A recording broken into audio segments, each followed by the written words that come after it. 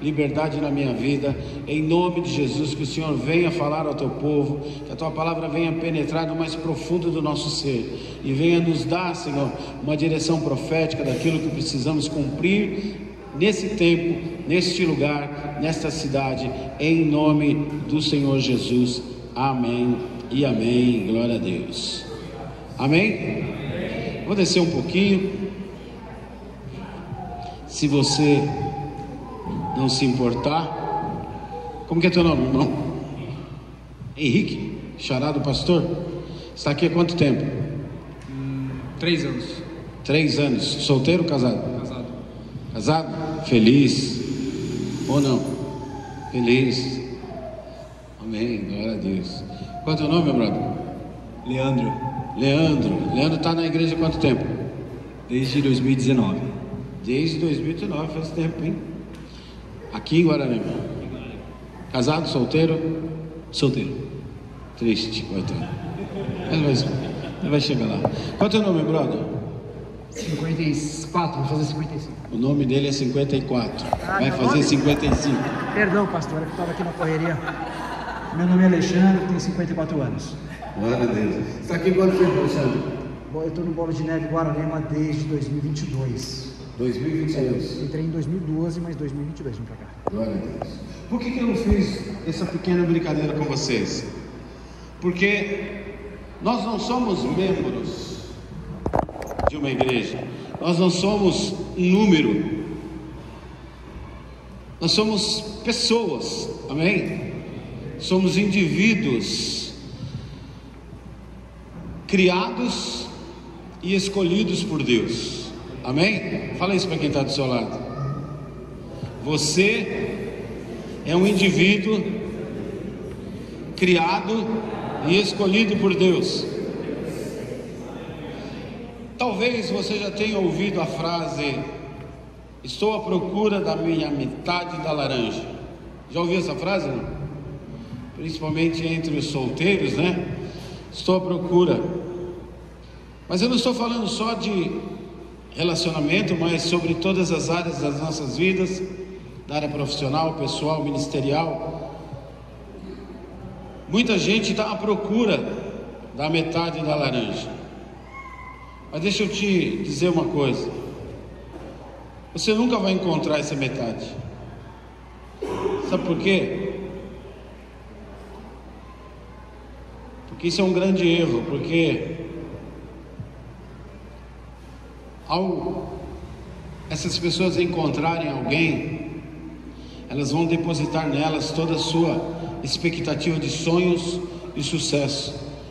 E por esse motivo nós vemos tanta gente frustrada, decepcionada, ainda procurando a sua metade. E por que eu digo que você não vai encontrar? Primeiro, porque você não é uma laranja. E segundo, porque você não está pela metade.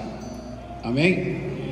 Você, ainda que esteja solteiro, ainda que você se sinta feio, gordo, magro demais, esquisito, mesmo que você seja branco, negro, careca, ainda possua alguma deficiência física, você não está incompleto. Você não é metade de nada. Você não precisa de ninguém para te completar. Você está completo. Você é perfeito. Você é a coroa da criação, menina dos olhos de Deus. Ele não erra. Ele não te fez imperfeito, não te fez pela metade. Você é único, exclusivo, especial, amado e filho e filha de Deus. Amém? Você é um indivíduo escolhido e feito por Deus. Nunca houve e nunca haverá alguém como você. Amém? Porém, o nosso grande problema é reconhecermos e aceitarmos quem realmente somos e como somos. A nossa verdadeira identidade. Faz assim. Agora olha para o seu dedo. Está vendo esses risquinhos que tem no seu dedo, que nós chamamos de impressão digital? Nunca no mundo houve alguém com a mesma impressão que a sua, e nunca haverá alguém com a mesma impressão que a sua. Essa simples, infinita coisa que vai fazer você raciocinar: como assim? Nunca houve e nunca haverá.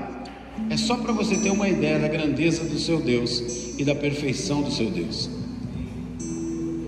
Esse desenho tão complexo que nós temos no nosso polegar, nunca ninguém teve e nunca ninguém terá outro igual à tua. E você não conhecer a sua identidade é um grande problema. Você já ouviu um cara chamado Clark Kent? Sim? Super-homem, que nós vemos aí nos quadrinhos, que nós vemos desenho, filme. O super-homem tem um problema de identidade. É incrível que ninguém sabe que é ele, né? Só pôr o óculos, vira o Clark Kent. Tirou o óculos, vira o super-homem. E ninguém percebe que ele é o mesmo cara. Mas ele não pode deixar a sua identidade ser revelada, que ele perde o seu poder. Tem um outro filme que eu gosto muito, inclusive eu já preguei sobre ele. Um filme feito pelo Will Smith, chamado Hancock. Quem já assistiu? Ele também é dotado de superpoderes, não quer ser um super-herói, não aceita ser um super-herói e vive na cachaça como se fosse um morador de rua, porque ele não quer se envolver. Mas mesmo vivendo como um morador de rua, ele não perde os seus poderes. E no meio do filme alguém chega para ele e fala assim: enquanto você não aceitar quem você é, você não vai ter sossego. Assim é a vida do crente, meu irmão. Enquanto você não entender quem você é, por que você foi criado e por que você foi chamado, você vai lutar a vida inteira contra o seu destino profético. Por isso é muito importante você saber qual é a sua identidade. Muitas outras reais, de verdade, de carne e osso, sofrem com a sua falta de identidade. É só você olhar a rede social. Ninguém coloca lá que está comendo arroz de chuchu. Ninguém coloca lá que o arroz está acabando, que o feijão está acabando, que as coisas estão no fim, e ele vai fazer um café mais fraco para ver se sobe um pouquinho do pó para amanhã. Ninguém põe isso. Só põe lá comendo um japonês, aí faz um coraçãozinho com o shoyu e o palitinho lá para ficar bonito na foto, eu e você. Tira foto num rolê bonito, na praia. Tem gente que você olha na rede social e fala: mas esse cara deve ser muito rico. Porque, como chama a timeline, né, que chama? Só tem o cara na praia, só tem o cara passeando, só tem o cara com roupas bonitas. Mas essa é a realidade da pessoa? Não. A sua timeline, se eu olhar, aquela é a sua realidade? A minha é. Você não vai ver nada de interessante na minha timeline. Você não vai ver nada de uau, olha o lugar que o pastor está. Não. Você vai ver lá a pastora filmando eu lavando o quintal, que o cachorro fez uma sujeira. Nós temos um cachorro lá, um pitbull, e ele come muito, e aquilo tem que sair para algum lugar, e a gente sobe para limpar, né? A gente mostra isso. Eu coloco lá algumas músicas que eu gosto, coloco lá algumas coisas que talvez não tenha interesse para ninguém, mas eu achei legal e replico. Mas a gente vai ver ali muita gente que conta tanta mentira, que ela acaba acreditando naquele personagem que ela criou, e ela acha que ela é rica, ela acha que ela é famosa, ela tem 300 seguidores, olha, e ela acha que ela, tive 15 curtidas, ela tem 8 irmãos, das 15 curtidas, 8 foram dos irmãos, e ela acha que ela é famosa, ela acha que ela é importante. maioria, olha como isso é grave, a falta de identidade. A maioria daqueles que tem 500 mil curtidas só colocam bobagem.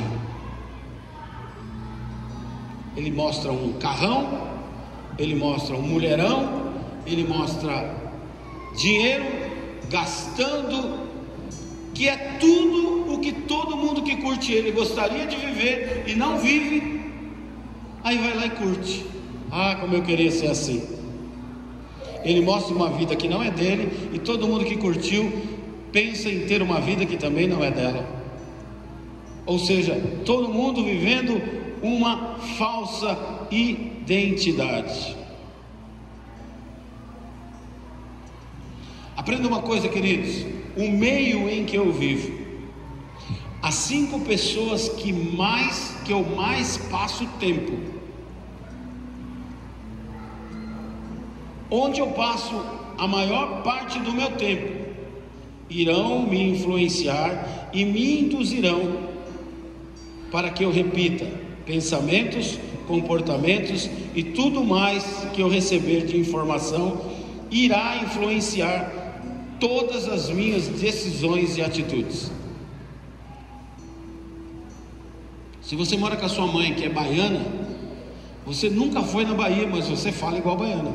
Sim ou não? Se você mora com a sua mãe, que é carioca, você nunca foi no Rio de Janeiro, mas você fala glória a Deus. Amém ou não? É inevitável que a pessoa vá te influenciar, e não é só na linguagem, é nos teus pensamentos, nas tuas atitudes e nos teus princípios. Ela vai influenciar na sua identidade.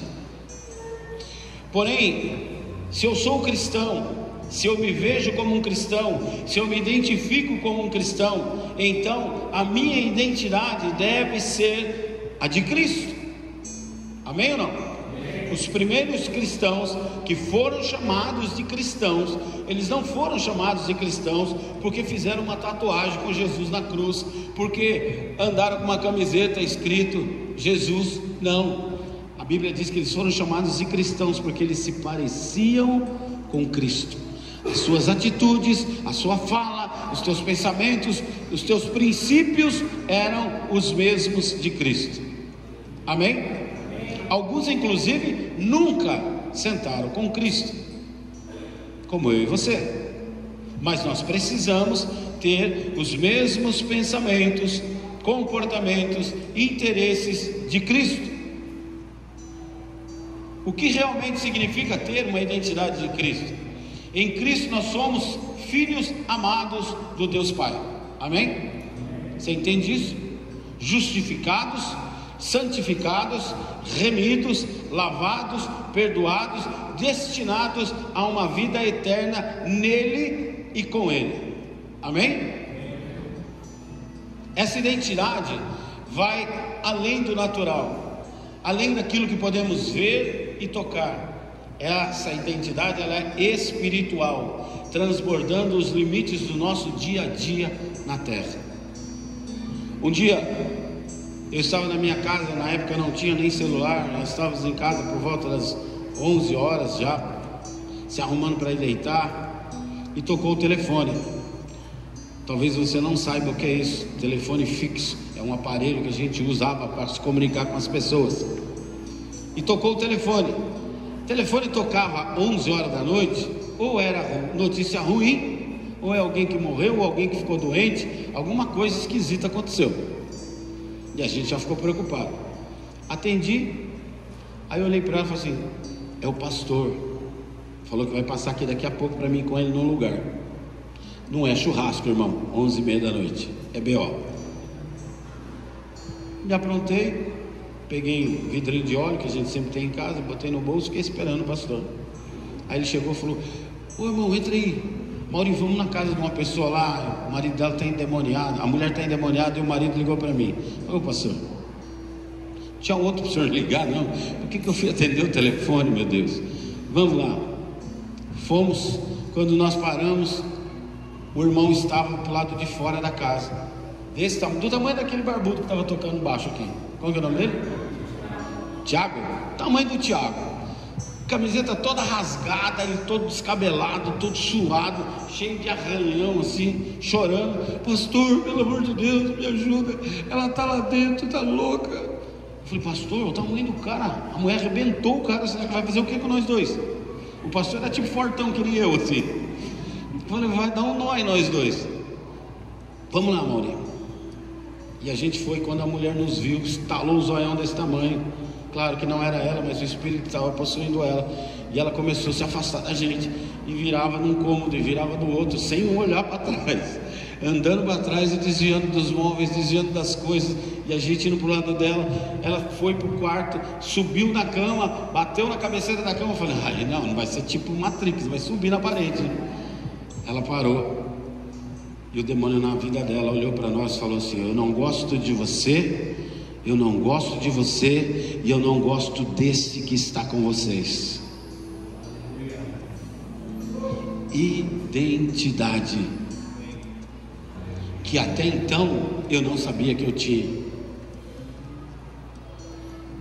Aquela fala do inimigo na boca daquela mulher me fez ficar maior do que o marido dela, porque eu entendi que eu não estava sozinho, que o mundo espiritual é muito mais real do que você me ver aqui. E eu falei, pastor, acabou meu medo, acabou a minha tensão, eu estou tranquilo para fazer aquilo que Deus tem para fazer nesse lugar. Você precisa saber quem você é em Deus, amém? 2 Coríntios 5, 17 e 18, a palavra de Deus diz o seguinte, portanto, se alguém está em Cristo, preste atenção no que você lê, queridos. A Bíblia não diz se você vai na igreja, se você acredita em Cristo, se você colocou um crucifixo no pescoço, se você já foi na missa, se você já foi no culto, se você frequenta, se você é dizimista. Não, a Bíblia diz se você está em Cristo. Estar em Cristo. Eu estou casado, então não importa onde eu esteja, eu estou casado. Não importa se ela está comigo ou não, eu estou casado. Não importa se eu estou com a aliança no dedo ou não, eu estou casado. Não importa se a mulher mais linda do mundo venha falar comigo, eu estou casado. Não dá para eu desvencilhar isso, não dá para eu separar isso. É tipo café com leite, depois que misturou não dá mais para separar. Ou você está em Cristo, ou você é religioso, querido. O que define a nossa identidade é onde nós estamos. A minha identidade é de homem casado. A minha rede social está lá, casado. O meu documento que me define como um cidadão, a minha condição civil é casado. Em qualquer lugar que você pesquisar em documentos no Brasil, vai aparecer casado. É a minha identidade. Qual é a nossa identidade com Cristo? Se alguém está em Cristo, nova criação é. As coisas antigas se passaram, e eis que surgiram coisas novas. Tudo isso provém de Deus, que nos reconciliou consigo mesmo por meio de Cristo, e nos deu o ministério da reconciliação. Outrora eu vivia separado de Cristo, Ele se reconciliou, ou melhor, Ele reconciliou eu com Ele, Ele me reconciliou com Ele, amém? Ou seja, estar em Cristo, você passa a ter uma nova identidade, você passa a ser uma nova criatura, um novo ser, novas atitudes, novo pensamento, novos comportamentos, novos valores, nova forma de viver. Não basta frequentar uma igreja, não basta me identificar como cristão, porque hoje tem umas loucuras na internet que o cara se identifica como um gato. Pega um rato pelo rabo e dá na boca dele. Você se identifica como um gato? Come o rato. Ele não vai querer. Ele quer McDonald's. Só que às vezes nós nos comportamos assim também como cristãos. Eu me identifico como cristão, mas chega na hora do dízimo e da oferta, eu falo, acho que não é bem assim. Isso é coisa do Velho Testamento, isso não sei o que. Você começa a inventar um monte de questionamentos para você não participar daquilo. Então eu te pergunto, você nasceu de novo? Você precisa ter certeza disso, porque entender essa sua nova identidade vai definir toda a sua vida, até como agir e interagir com Deus, com o próximo e com você mesmo. Ela irá moldar as suas crenças, valores e, consequentemente, as suas ações. E o que significa então identidade? A definição que eu achei aqui, eu pus: identidade é o conjunto de características, crenças, valores, experiências pessoais, habilidades, paixões, cultura, herança e visão da vida. Isso tudo nos definirá a nossa identidade, como somos como indivíduos. Como nos vemos e como iremos nos posicionar diante do mundo vai mostrar qual é a nossa identidade. As suas características físicas, a primeira coisa que a gente faz, a gente muda um pouco a vestimenta. Eu lembro que nós estávamos no Rio uma época, e o pastor lá do Rio das Ostras é muito nosso amigo, e nos levou na Rocinha, e foi um dia tipo Globo Repórter, os caras com os fura na rua, batendo papo, fumando cigarro, uma rodinha de uns 5, 6 caras, e a gente, meu Deus, eu não falei, eu sou polícia, imagina eu naquele lugar. E às vezes eu parava, coisa de polícia, está no nosso sangue, está na nossa identidade. Parei, cruzar o braço, a pastora: descruza esse braço, pelo amor de Deus, está parecendo polícia.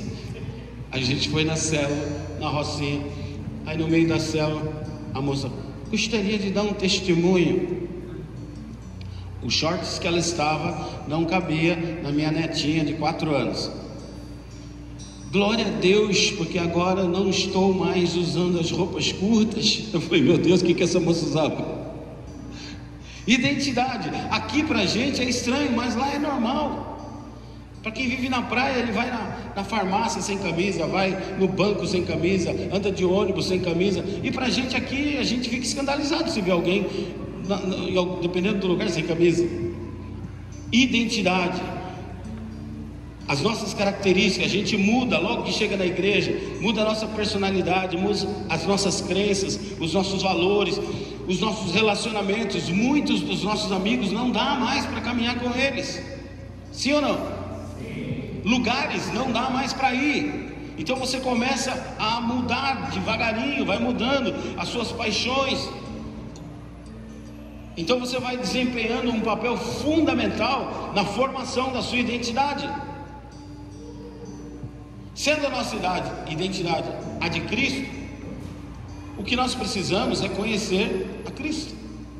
Amém? Porque a Bíblia diz que nós precisamos copiá-lo.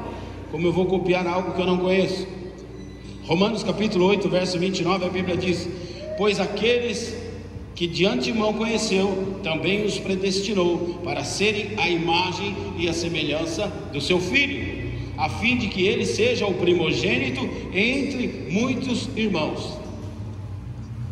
Há uma cultura oriental, eu morei muito tempo com uma família japonesa, e há uma cultura no meio dos japoneses que eles educam e gastam muito tempo com aprendizado e ensino do primogênito, do filho mais velho, e esse vai ser exemplo e os outros irão copiá-lo. E há também uma cultura que o primogênito recebe a herança dos pais e divide com os outros irmãos conforme ele quer, mas também há a responsabilidade dele de cuidar dos pais até o fim da vida. Identidade, cada costume tem a sua identidade, cada cultura tem a sua identidade. Identidade fala muito do nosso propósito de vida, amém? E são intimamente ligados. Por exemplo, um atleta faz coisas que a gente não consegue fazer. Eu tinha um amigo que corria 19 horas. ultramaratonista. Eu falei para ele: cara, se eu andar 19 horas de carro, eu paro umas 3 vezes para comer. Sim ou não? 19 horas você vai até o Nordeste, meu irmão. Você vai parar ou não vai parar umas 3 vezes para comer? Você vai parar para tomar um café, vai parar para almoçar. À tarde você vai parar de novo para tomar outro café. O cara corre 19 horas. Mas ele não nasceu assim, ele se preparou para isso. Ele fez disso a sua identidade. Você vê um atleta bodybuilding que fica fortão, os caras comem 8 vezes por dia. Os caras chegam a comer 30 ovos por dia. É muita comida. Você olha e fala: mas quem tanto esse cara está esperando? Não, é a mesa dele só. Mas é a identidade dele. Ele está preparado para isso. Amém? O motivo pelo qual acreditamos e existimos torna-se a meta principal daquilo que nós buscamos na nossa vida. O que você busca para a tua vida? Bens materiais? Igreja não é tigrinho. Aqui você não vai ficar rico. Aqui você não vai ouvir desse altar que você vai fazer barganha com Deus, troca com Deus, dá um que você ganha 10, dá um que você ganha 100 vezes mais. Não, queridos, isso é loteria. Igreja não é loteria. Aqui é mudança de identidade. Igreja é um grupo de pessoas que não se conformam com o que são, e precisamos mudar para aquilo que Deus quer que eu seja. Amém? A sua identidade é a base e a fonte do propósito da sua vida. Aquilo que você se identifica fará você buscar a qualquer custo o seu destino. Se você não entender assim, queridos, jejum não faz sentido para você, orar na madrugada não faz sentido para você, ficar horas falando com um Deus que você não vê não faz sentido para você, pegar parte do seu dinheiro e entregar na igreja, da qual você não vai saber nem o que vai ser feito, não faz sentido para você. Um monte de coisa que faz parte do nosso dia a dia, da nossa vida, não vai fazer sentido para você, porque não faz parte da sua identidade. É como quem gosta de pescar. Quem gosta de pescar aí? Pouca gente. É tão bom, cara, vai pescar, é bom. Você faz contato com a natureza, esfria a cabeça. A gente lá, de tempo em tempo, vai pescar, os homens. Então a gente aluga um barco, junta uma galera e a gente vai pescar. Cada 2, 3 meses a gente vai no alto mar. Eu já fui e nem na tralha eu mexi, queridos. Deitei e fiquei contemplando a beleza da natureza de Deus, descansando a cabeça. Ali você só pensa em 2 coisas: em pegar um peixe e o barco não afundar. Só isso que você pensa. Você fica de boa, meu irmão, esfriando a cabeça. Não pensa na sogra, não pensa na mulher, não pensa nas crianças, não pensa nos boletos. Você só fica de boa. Pastor, vai pescar? Não, só vou descansar. Nós precisamos disso. Nós precisamos de um freio, nós precisamos de um descanso. Amém? É que nem um carro, meu irmão. Usa o carro 24 horas por dia, ele vai te largar na mão. Nós também somos uma máquina. Nós precisamos reabastecer, e parte desse reabastecimento é com Deus, é descansando, é contemplando a Deus. Senão, tudo que a gente faz não fará sentido para você.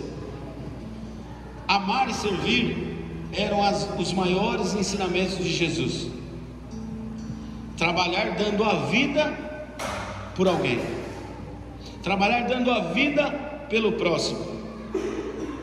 Mas é curioso, porque o mundo lá fora não leva isso muito em consideração. As pessoas veem alguém caído no chão, passa por cima e vai embora. Não quer saber o que está acontecendo. Só que Deus não se impressiona com as suas mãos levantadas ao céu, se você não estiver disposto a estender a sua mão para quem está próximo de você. Nós temos que estar sempre ligados na linha horizontal e na linha vertical. Eu preciso ter um contato com Deus, mas eu preciso me importar com a sua dor.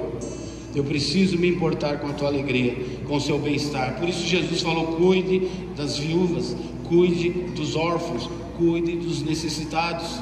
Se alguém lhe pedir água, dê água. Estive preso, você não me visitou. Estive nu e você não me vestiu. Ele fala sim de nós sermos benevolentes, caridosos. Amém? Faz parte da nossa identidade. 1 Samuel capítulo 16, verso 7, a Bíblia diz: o Senhor, contudo, disse a Samuel, não considere a sua aparência nem a sua altura, pois eu o rejeitei. O Senhor não vê como o homem vê. O homem vê a aparência, mas o Senhor vê o coração. Como está o nosso coração? Será que nosso coração tem identidade cristã? Eu me importo com o pobre, eu me importo com aqueles que ainda estão nas trevas. Eu já zoei muito aqui em Guararema. Nós somos de Mogi das Cruzes, a igreja é em Suzano, mas a gente sempre morou em Mogi. E a gente vinha num lugar, todo mundo aqui é daqui? Vocês estão conhecendo um lugar chamado Muquifo. A irmã ali acho que foi bastante. A gente vinha muito nesse lugar, chapava o coco. Mas hoje nós temos uma nova identidade, amém? A Bíblia diz: as coisas velhas se passaram. Só que nós somos tão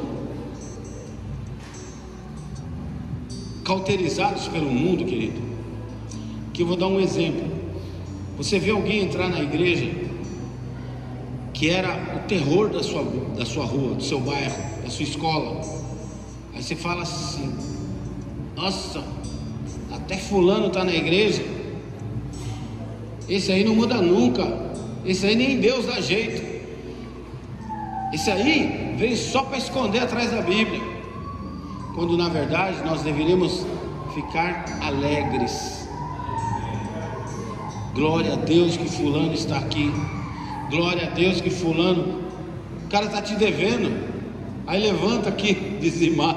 Aí você fala assim: olha que safado, não me paga, está me devendo, agora vai lá dar dinheiro para Deus, para o pastor, aquele barbudinho ali, ó. Quando a gente deveria falar: glória a Deus, que Ele está entendendo as coisas. O que Ele me deve, Senhor, pode pagar, não preciso mais. Querido, qual é a nossa identidade? Será que a gente também não é fake? Será que a nossa identidade espiritual também não é fake? Como está o nosso coração em relação à nossa identidade? O mundo lá fora, queridos, nos bombardeia com mensagens de valores materiais, reconhecimento público. Quem é você? Qual que é o seu carro? Quanto você ganha? Onde você trabalha? Quem são seus pais? Onde você mora? Isso ainda nos importa. Nós precisamos a qualquer custo ser populares, ter a aprovação da maioria, ser o cachorro caramelo. Todo mundo gosta de mim. Fala para quem está do seu lado, não se engana não.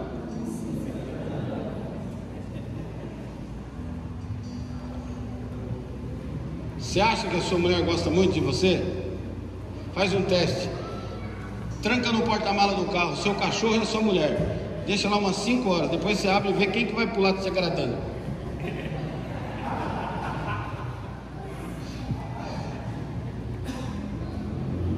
Brincadeiras à parte, queridos, nós precisamos esquecer isso. Eu não preciso ser popular. Nós cantamos no altar do Senhor, de mãos levantadas, que eu diminua, que Ele apareça. Mas você faz uma publicação, ninguém curte, você quase entra em depressão. Valores efêmeros e instáveis, isso tudo jamais irá preencher aqueles que buscam a sua outra metade. Ele vai sempre achar que falta algo. Esse vazio que existe dentro do mundo só pode ser preenchido por Deus. A Bíblia diz que Ele habita em nós. Aquele vazio que a pessoa sente, é a casa vazia, que Ele não chamou o morador para entrar. A Bíblia diz: eis que eu estou à porta e bato. Ele não vai invadir a sua vida. Você precisa pedir, porque a maçaneta da porta da sua vida é para o lado de dentro. Eu preciso permitir que Ele entre, senão Ele não entra. Por isso muitas pessoas são vazias. Se você gosta de estudar a Bíblia, o Velho Testamento termina no livro de Malaquias. Entre o livro do profeta Malaquias e o livro de Mateus, há um intervalo de 400 anos que Deus não fala com seus profetas. Então eu quero fazer um parênteses aqui. Entre o profeta Malaquias e o profeta João Batista, João o Batista, Batista não era o sobrenome dele, era João o Batista, porque ele praticava o batismo. Entre o profeta Malaquias e o profeta João Batista, temos 400 anos sem que Deus se manifeste. Então, queridos, imagina se eu vou falar para você, pregar para alguém que nunca ouviu falar de Jesus. O que eu vou falar para você? Pega leve, esse cara nunca ouviu falar de Jesus, vai devagar, senão ele vai ficar chocado, sim ou não? Aí vem João Batista, vai pegar leve, raça de víboras. Pegou leve pra caramba, né? Raça de víboras, convertei-vos, porque está entre nós o reino de Deus. Ele está falando: se converte, senão vai todo mundo para o inferno, seus pecadores. Pegou leve. Aí ele chega para Herodes e fala assim: eu sei o que você está fazendo, seu adúltero, você está traindo o seu irmão com a mulher dele. Cara, ele podia morrer, tanto é que morreu, perdeu a cabeça por causa disso. Mas ele não temia, por quê? Porque ele sabia quem ele era. Que lá no livro de Isaías, o profeta Isaías já falava dele: voz que clama no deserto, que irá aplanar o caminho para que venha o Messias. Ele sabia que não podia pegar leve, que ele tinha que meter o pé e cair para dentro. Raça de víboras, se eu pegar leve, eu não abro o caminho para Jesus vir. Querido, todos os crentes já ouviram: Jesus está voltando, sim ou não? Então por que ele ainda não voltou? Porque eu e você ainda não aplanamos o caminho para que ele venha. Porque muitos de nós, a nossa identidade ainda não é a de Cristo. Gálatas 2:20, Paulo diz: já estou crucificado com Cristo, assim já não vivo mais eu, mas Cristo vive em mim.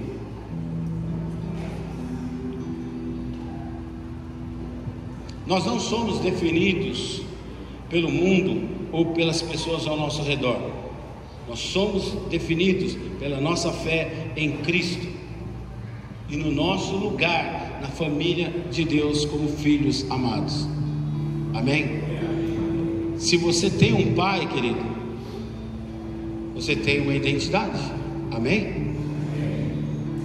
E a Bíblia diz que você tem um pai. Nós precisamos buscar viver de acordo com a nossa identidade, permitindo que as nossas ações mostram na verdade quem somos. Jesus acreditava e proclamava abertamente que ele era filho de Deus, a ponto dos judeus chamá-lo de blasfemo. Ele blasfema, ele fala que é filho de Deus.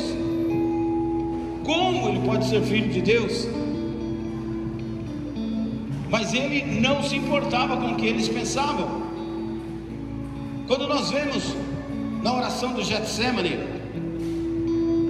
momentos antes de Cristo ir para a cruz, a gente vê ele fazendo oração: Pai, se for possível, afasta de mim esse cálice, mas não seja feita a minha vontade, mas a sua em mim. Eu sei quem eu sou, eu sei para que eu vim e eu vou cumprir. E muitas vezes nós pensamos que ele deu uma amarelada. Ele ficou com medo da cruz, ele ficou com medo do sofrimento, das chibatas, ficou com medo da cruz, ficou com medo da via crucis. Na verdade, a única preocupação dele: eu vou perder a minha identidade por algumas horas. Não dá para passar isso, Pai, e eu não ficar longe de você por esse tempo que eu vou ter que ficar? Porque quando ele acolheu o meu e o seu pecado, a Bíblia diz, e ele sabia disso, que o Senhor não compactua com o pecado, que o Senhor iria sair dele, ele iria ficar sozinho. Esse era o medo dele. Ele não estava com medo da cruz, das chibatas e do sofrimento. Ele não suportava saber que teria que ficar sem o Pai, sem a sua identidade de filho, por alguns momentos. A Bíblia diz que ele sua e chora sangue. Tamanho é a angústia que aquilo gera dentro dele. Às vezes a gente vê as pessoas mudando de igreja e se desviando com uma naturalidade tão grande, queridos. Eu já vi pessoa que chegou para mim, pediu para conversar comigo no gabinete pastoral e falou sorrindo: pastor, caí, meu. E você ri. A minha vontade é de chorar no lugar dele. Isso não te incomodou?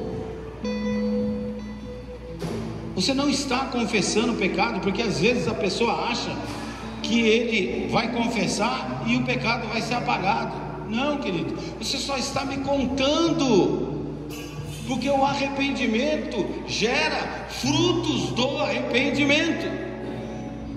Você só está me contando com a maior cara de pau. Qual é a nossa identidade?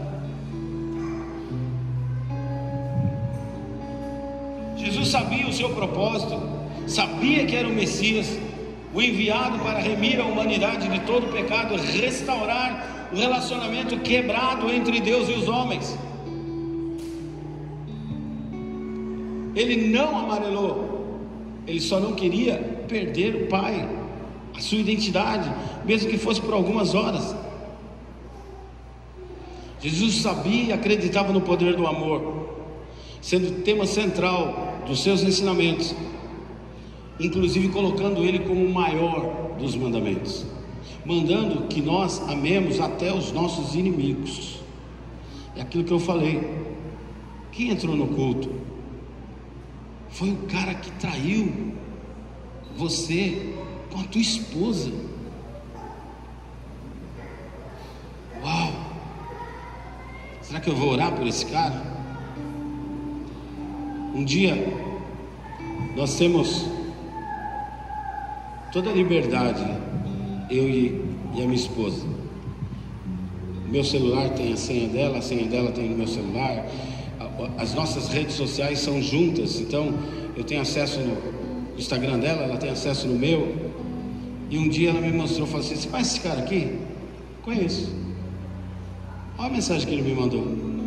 Aí ele mandou uma mensagem se engraçando com ela. Na hora, o sentimento de marido, de homem, quer aflorar. Falei: amor, bloqueia esse cara aí, paga ele, deixa esse bobão aí.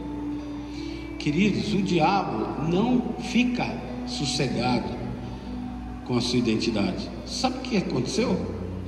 Passou uns dias, esse camarada apareceu na igreja e sentou bem na frente aqui.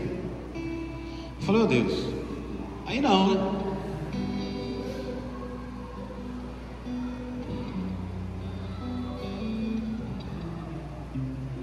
Como vai vai ser o nosso comportamento quando isso acontecer? Como tem sido o seu comportamento no trânsito? Pessoas brigam por uma vaga no shopping, de garagem, de carro. Tem 800 vagas, o cara quer aquela, e os dois saem na mão por causa de uma vaga, e tem mais 600 vagas, mas ele quer aquela vaga.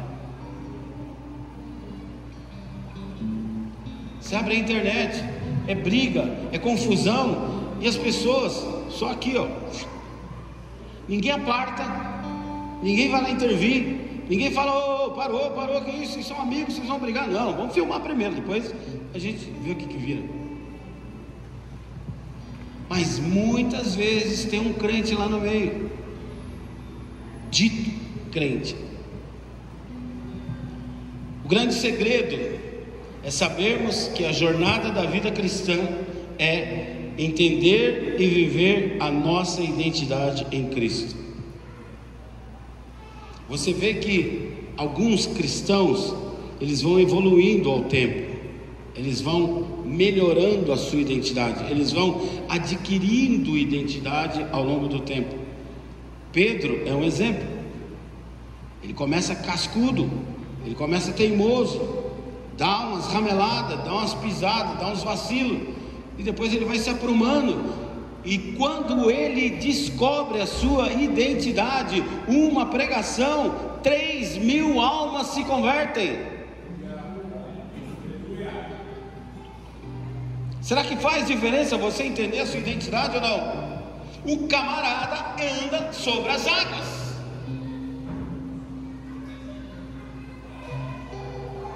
Será que ele entendeu a identidade dele ou não?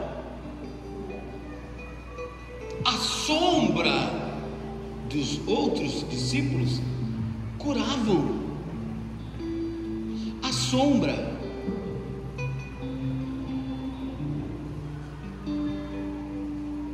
Nós precisamos resgatar a nossa identidade.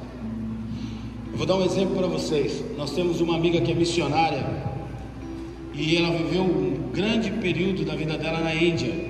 Hoje eu acho que ela está lá de novo, né? Ela estava em Katmandu um pouco tempo atrás. Mas ela ficou um tempão na Índia, resgatando meninas com... Tem criança aí, né?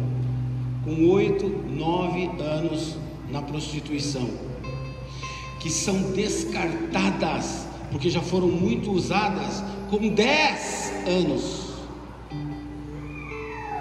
E elas são uma vergonha para a família. Então, qual é a atitude que é tomada? O prostíbulo joga elas na rua, para viverem como moradoras de rua. E como ela não tem como sobreviver, adivinha o que ela vai fazer? Continuar se prostituindo. E ela falou que a maior dificuldade deles era chegar perto de uma menina dessas e demonstrar amor, sem que ela entendesse que fosse de graça. Quando elas começavam, meu irmão, a agradar as meninas e tentar trazer as meninas para perto, as meninas começavam a tirar a roupa. Ela falava, não é isso que eu quero. Eu quero cuidar de você, eu quero te amar. Então, você não quer me amar? Não assim. E ela falou que esse processo de ganhar a confiança e resgatar a identidade daquela criança demorava anos, meses, apenas para ganhar a confiança de dar um abraço gratuito, sem que tivesse que ter algo em troca. Tamanho era o desgaste que já havia na mente da criança. Queridos, alguns de nós viveram 20, 30, 40 anos sem Cristo. É natural que haja uma resistência nossa, do ser humano, do velho homem toda hora querer voltar, do velho homem toda hora querer, opa, eu estou aqui. Mas eu tenho aprendido, queridos, o homem sem Deus volta a ser bicho, ele volta a agir por instinto. Então, queridos, nós precisamos todos os dias. Se você ler a história de Isaac, aquele que Abraão ia sacrificar e Deus proveu o cordeiro no lugar da criança. Depois ele sai cavando poços para resgatar as propriedades dos seus pais, porque naquela época ter um poço na sua propriedade era sinônimo de riqueza e prosperidade. E ele sai abrindo poços e os inimigos aparecem e vão entulhando os teus poços, mas ele não desiste. Entulha um, ele abre outro, entulha esse, ele abre outro, entulha esse, ele abre outro, e ele continua entulhando. E a hora que eu estava lendo isso de manhã, que eu preguei isso de manhã lá na nossa igreja, Deus falou comigo: cavar poços é você todas as manhãs se apresentar diante de Deus, porque teve coisa na sua vida que entulharam, que a dor entulhou, que o pecado entulhou, que o sofrimento entulhou, e a vontade era de desistir, queridos, de abrir mão, não quero mais, é muita dor, é muito sofrimento. Mas não pare, não desista, continue cavando, no tempo certo Deus vai jorrar água, e Ele nos garante e nos traz uma promessa que vai chegar um dia que você não vai mais precisar cavar, a sua ligação vai ser tão grande com Deus que de você fluirá um rio de água viva. Cavar poços, queridos, é toda manhã você ir lá falar: Deus, vem comigo, porque hoje está difícil. Chegar de noite, falar: Senhor, obrigado porque o Senhor estava comigo, senão eu não sei como seria. É você ter um relacionamento com Ele todos os dias. Eu tenho um privilégio maravilhoso, queridos, de uns 5, 6 anos para cá, que eu estou com a minha esposa todos os dias, toda hora, todo momento, em todo lugar. Ontem, a hora que eu saí daqui, aqui é ruim de pegar o celular vivo, né?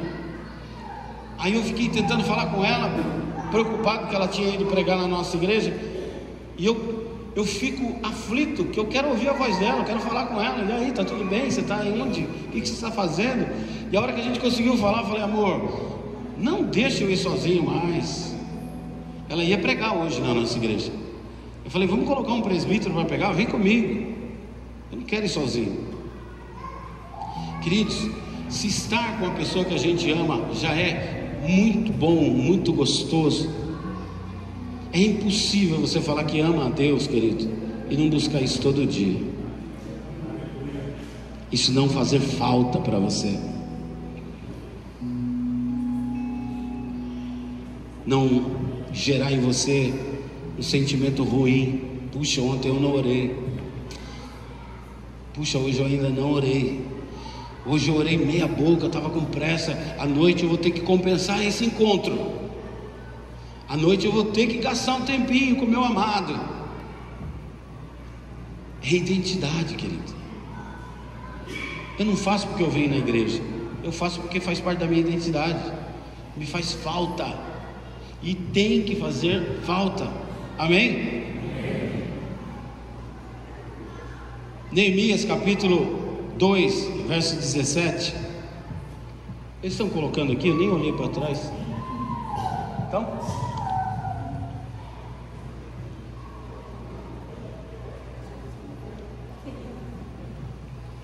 só porque eu pedi, né?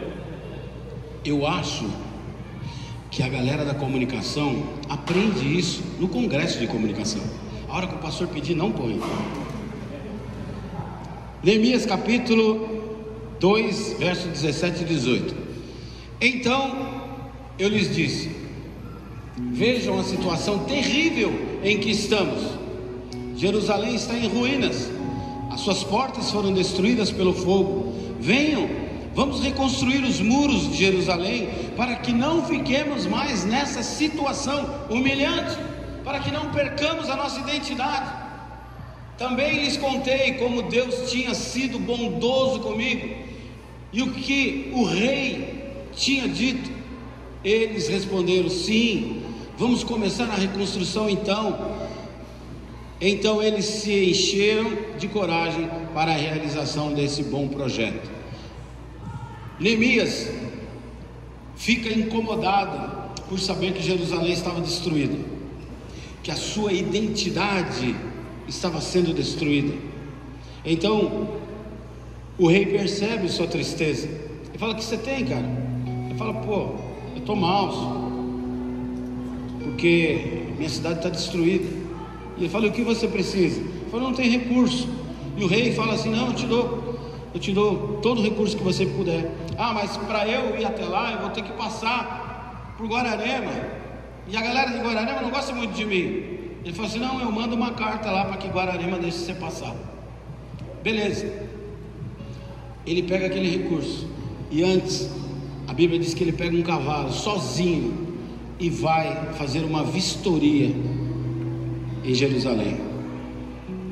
E ele fica ainda mais triste de ver que a sua identidade, que a identidade do seu povo, que a identidade do seu Deus está sendo esquecida. Aí nesse versículo ele chama os nobres, os sacerdotes e os oficiais, e ele fala: cara, a gente vai ficar quieto?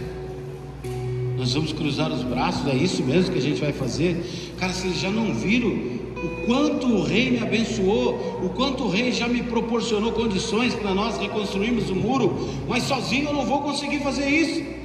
Guararema, o Henrique e a Camila, o pastor Henrique e a pastora Camila, sozinhos não vão conseguir fazer isso. Deus levantou você para esse tempo. Deus tem restaurado a sua identidade para esse tempo. Deus tem te levantado para esse tempo. Então, queridos, não importa olharmos para trás e ficarmos tentando achar quem destruiu os muros, quem foram os culpados. Não, Deus não me chamou para ser um investigador ou um acusador. Deus me chamou para ser um restaurador. E é isso que eu vou lutar com todas as minhas forças, com todo o meu entendimento, com toda a minha capacidade, para tentar fazer aquilo que me couber. Neemias chama os homens e fala: cara, vamos fazer alguma coisa, vamos mudar. Quem está comigo? Então ele mostra para o povo: cara, a gente vai poder reconstruir o nosso templo, nós vamos poder reconstruir a nossa adoração, nós vamos poder reconstruir a nossa igreja e voltar a adorar ao Senhor. Queridos, eu tive alguns desprazeres que marcaram a minha vida nesses últimos meses, que nós tivemos que ir em igrejas que foram desfeitas e recolher as coisas. Sabe quando morre alguém da tua casa e você vai ter que tirar as coisas do armário, ver coisas pessoais, ver aquela camiseta que ele já usou, aquele terno que ele gostava de usar, aquela roupa que ela gostava de usar, sua mãe, sua tia, sua avó, e aquilo marca a gente. É horrível esse momento de você voltar para casa quando você perdeu alguém. E essa era a sensação que nós tínhamos. Nós entramos em Taubaté, nós choramos. Nós entramos em São Sebastião, nós choramos. Nós entramos em São José dos Campos, choramos. Entramos em Caraguatatuba, choramos. Queridos, porque fala da nossa identidade. Em todos esses lugares eu já havia ido pregar. Eu já tinha visto o lugar cheio de vidas, cheio de pessoas, cheio da presença do Espírito Santo. E assim, as pessoas esquecem a sua identidade. Hoje, Guararema, Deus está te chamando para você se alistar num exército para reconstruir os muros dessa cidade. Hoje Deus está te chamando para se alistar, para dar as mãos, para entrar junto na trincheira com o Henrique e com a Camila e falar: pastor, eu estou contigo, estou aqui, conta comigo, você não está sozinho, eu estou aqui. Talvez você não saiba atirar, mas você vai fazer a marmita lá para eles. Talvez você não sabe cozinhar, mas você vai curar os feridos. Talvez você não é médico, não é enfermeiro, mas você vai pegando e vai dando munição para o pastor. Ai, pastor, que eu estou intercedendo por você. Manda fogo, está lá em cima, só orando. estou na comunicação, estou tirando foto, estou tocando louvor, eu estou fazendo parte, eu estou na trincheira. Deus te chamou, querido. Não desiste. Algo Deus vai fazer. E quando você estiver daqui 5 anos, 10 anos, você vai olhar para trás e você vai falar para quem está chegando: queridão, eu tenho identidade, eu vi o bagulho ficar louco e eu ajudei o bagulho ficar da hora, e agora está da hora porque eu não desisti, eu me mantive firme, dei a mão para o meu pastor, dei a mão para o meu líder, dei a mão para a minha célula, e nós fomos para cima. Avante, tropa. Deus está nos convocando hoje para algo maravilhoso. João capítulo 1, verso 12, a Bíblia diz: os que receberam, aos que creram em seu nome, deu-lhes o direito de se tornarem filhos de Deus. Romanos 10, 9 diz que se você confessar com a sua boca que Jesus Cristo é o Senhor e crer no seu coração que Deus o ressuscitou dentre os mortos, você será salvo. Você precisa mudar a sua identidade? Feche os teus olhos. Hoje eu quero te desafiar. Você quer se reconciliar com o Senhor? Eu quero te desafiar